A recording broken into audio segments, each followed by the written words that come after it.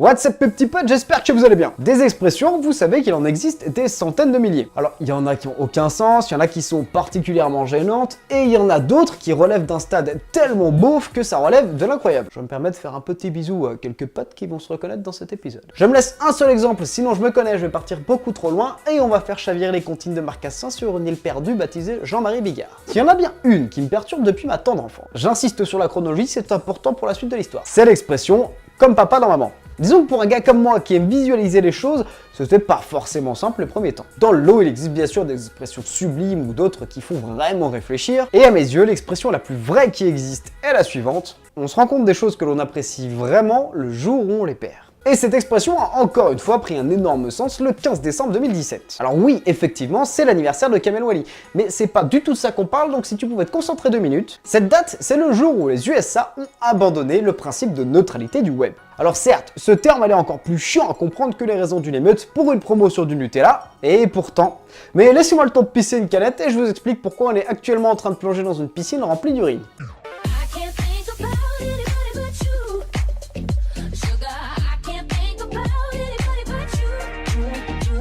La neutralité du net, qu'est-ce que c'est? Très simplement, Internet n'appartient à personne. C'est un réseau informatique qui rend accessible à tout le monde n'importe quel type de données. Qui dit tout le monde, dit public. Et en partant de ce principe, une base a été mise en place et respectée par le monde entier. En gros, parce que dans le tas, je vous rappelle qu'il y a des pays foireux comme la Corée du Nord. Cette base, elle dit simplement que tous les flux de données doivent avoir une égalité de traitement. C'est complètement illégal de faire de la discrimination de flux. Pour être un peu plus concret, on va prendre l'exemple de Dailymotion et YouTube. C'est deux plateformes concurrentes, mais les deux ont les mêmes distributions des flux de données. Si tu fais péter le principe de neutralité du web, la suite logique, c'est la suivante. Papa Google va aller voir son fiston YouTube en disant « Comment ça, ce petit fils de pute de Dailymotion te pète de l'audience? Bouge pas, je m'en occupe. » Papa Google va aller voir ses potes dans le gouvernement et dire « Salut les gars, qui a besoin d'une voiture ?» Et paf, YouTube va se retrouver avec un débit de bâtard pendant que Dailymotion va avoir une connexion qui rame du cul. Évidemment, le site est lent, donc ça saoule les gens repartent sur YouTube et Dailymotion retourne au respawn. Vous l'aurez compris, cette règle permet de limiter le contrôle d'internet par les opérateurs qui gagnent déjà un fric assez monstrueux. Quand vous souscrivez à un abonnement, vous avez accès à l'intégralité du net. Ne vous inquiétez pas, je vais vous donner quelques exemples, histoire de vous laisser cette douce odeur de merde bien intégrée dans vos narines.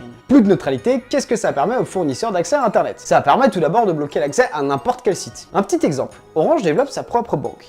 Ça voudrait dire qu'il pourrait bloquer l'accès à toutes les autres banques. Ça permet aussi de catégoriser les coûts. Netflix et YouTube poussent complètement la bande passante, donc si tu veux y avoir accès, il faut que tu payes un petit forfait en plus. Le délire peut même passer encore plus loin. Il y a des heures de pointe où la bande passante se fait péter les batterières. Et si tu veux avoir accès à Netflix pendant cette période-là, tu dois payer un forfait premium encore plus cher. Et ça les gars, ce qui est important à comprendre, c'est que c'est l'équivalent d'un énorme coup de lance-roquette dans ce qu'on appelle la liberté d'expression. Alors ceux qui payent, easy win. Par contre, si tu payes pas, c'est même pas la peine de te casser le cul mon gars. Un autre exemple, Google est en train de développer son propre réseau fibre. Ça voudrait dire qu'aux USA, il pourrait se permettre de bloquer tous les autres moteurs de recherche comme Yahoo, Bing ou Quant.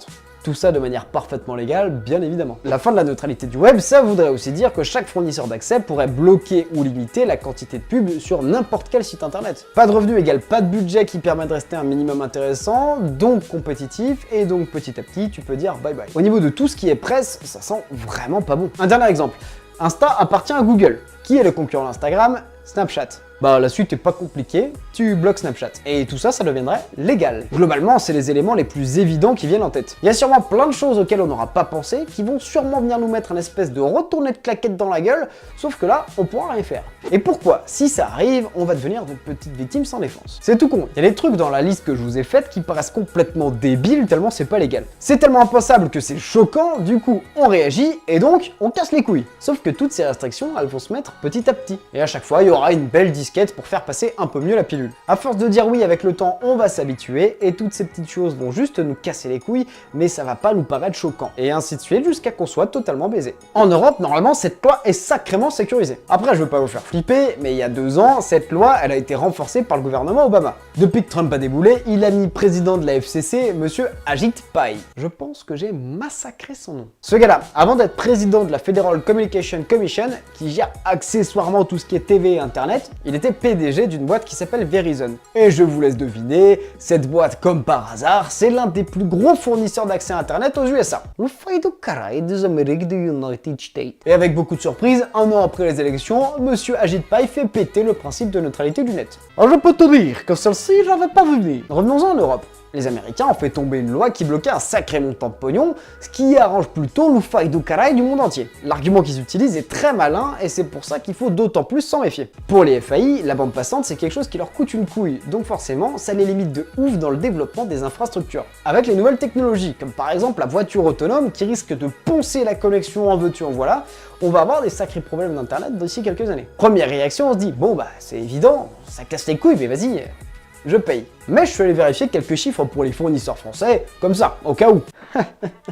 Quelle bande d'enculés, ma parole. Les gars disent, désolé, nous n'avons pas d'argent, et ils se pointent avec 122 millions de bénéfices déclarés à l'année. Alors, je veux bien que les sociétés génèrent un balle de bénéfices, c'est normal, c'est les règles du jeu. Mais que les gars viennent pas dire derrière, on n'a pas d'argent, payez-nous plus. Surtout que c'est le chiffre déclaré, donc il y en a sûrement beaucoup plus qui est passé en scred. En résumé, c'est la pire décision qui ait pu être prise depuis la création d'Internet. La plupart de la planète a découvert cette règle une fois qu'elle s'est fait dérouiller le cul par les Américains. Mais comme personne sait ce que c'est que la neutralité du net, et qu'en plus on se dit que ça peut pas nous arriver, l'Europe s'en bat littéralement les couilles.